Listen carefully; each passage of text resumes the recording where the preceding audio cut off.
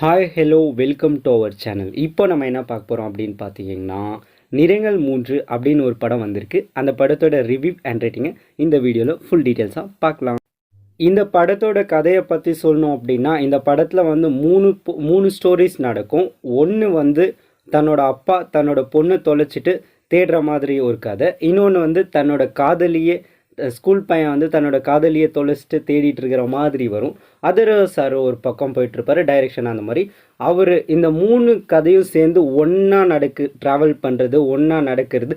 லாஸ்ட்டில் தான் இவங்கெல்லாம் ஒன்றா சந்திப்பாங்க. இது எல்லாமே சேர்ந்து தான் இந்த படத்தோட கதை. இந்த படம் ஃபுல்லாக ஒருத்தர் மீட் பண்ண மாட்டாங்க. ஒரு இடத்துல ஒரு ஸ்டோரி நடந்துக்கிட்டே இருக்கும். ஏதாவது ஒரு சீனில் மட்டும்தான் ஒருத்தர் மீட் பண்ணுவார்.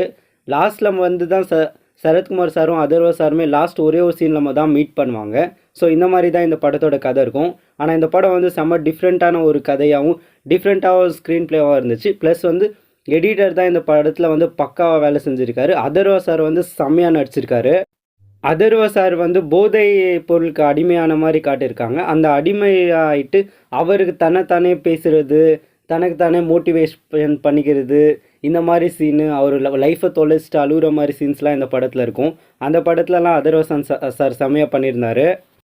இந்த படத்தில் வந்து ஒரே ஒரு ஃபைட் சீன் வரும். அந்த ஃபைட் சீன் பார்த்திங்கன்னா அப்படியே ரிவர்ஸில் போகிற மாதிரி வரும். அந்த இடத்துல வந்து எடிட்டர் செம்மையாக பண்ணியிருந்தார். அந்த ஃபைட் வந்து ஸ்ட்ரைட்டாக நடக்கிற மாதிரி காட்டியிருந்தாலும் அந்த படத்துக்கு வந்து டிஃப்ரென்ஸாக தெரிஞ்சிருக்காது. ஏதோ ஒரு ஃபைட் நார்மலாக ஃபைட் பண்ணுறாங்க அந்த மாதிரி தான் இருக்கும். ஆனால் அவர் காட்டின விதம் செம்மையாக இருந்தது. உங்களுக்கு வந்து ஒரு டிஃப்ரெண்ட்டான ஒரு கதை, டிஃப்ரெண்ட்டான ஒரு படம் பார்க்கணும் அப்படின்னு நினச்சிங்கன்னா இந்த படத்தை வந்து நீங்கள் தாராளமாக ட்ரை பண்ணுங்கள். இந்த படத்தோட கிளைமேக்ஸ் மட்டும் இன்னும் பெட்டராக எடுத்துருக்கலாம் அப்படின்னு வந்து எனக்கு தோணுச்சு. மற்றபடி இந்த படத்தில் வந்து எல்லாமே ஓகே தான். கொஞ்சம் டிஃப்ரெண்ட்டான ஸ்டோரியாக தான் இருக்கும். அது நல்லாயிருக்கும். இது அவங்க காட்டின விதம்லாம் நல்லா இருந்தது. இந்த படத்தில் முக்கியமான பயங்கரமான ஒர்க் அப்படின்னு பார்த்தீங்கன்னா படத்தோட எடிட்டர் தான்.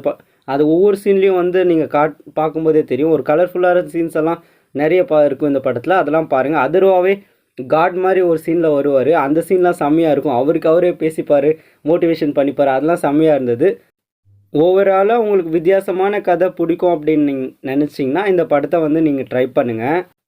இப்போ நம்ம இந்த வீடியோவோட முடிவுக்கு வந்துட்டோம். இந்த வீடியோ உங்களுக்கு பிடிச்சிருந்துச்சு அப்படின்னா லைக் பண்ணுங்கள், ஷேர் பண்ணுங்கள், கமெண்ட் பண்ணுங்கள். இதே மாதிரி cinema reviews, movie reviews, cinema updates பற்றிலாம் தெரிஞ்சுக்கணும் அப்படின்னு நினச்சிங்கன்னா இந்த சேனலை வந்து சப்ஸ்கிரைப் பண்ணுங்கள்.